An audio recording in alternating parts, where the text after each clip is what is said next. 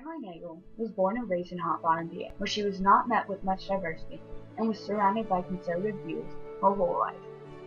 Upon graduation from high school, she decided to move to Carlisle, PA, where she would study at Dickinson University. What she studied was political science, and she minored in Shakespearean literature.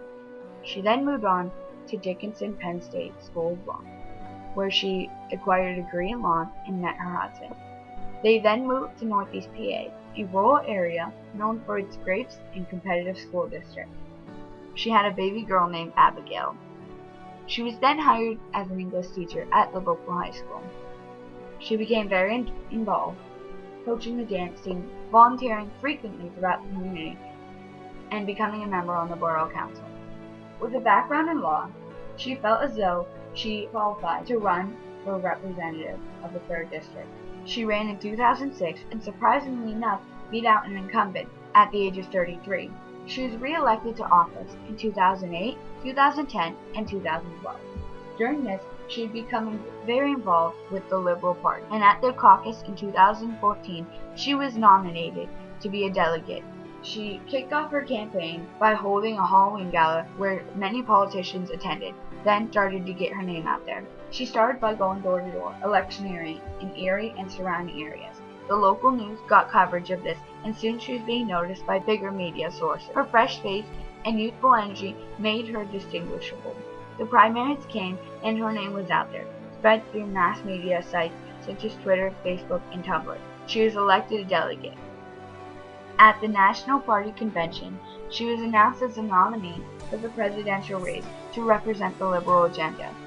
Her campaign strategy was changed.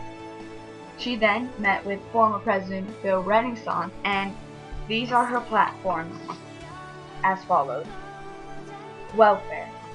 She believes that people should have the support of the government to the extent they need it. However, with the benefits of welfare, one should be available for work when it is available to them. To ensure this, she aims to pass and endorse legislation that require a drug test for all participants. Legislation would require one to pass randomized drug tests to continue or start receiving benefits. Assisted suicide.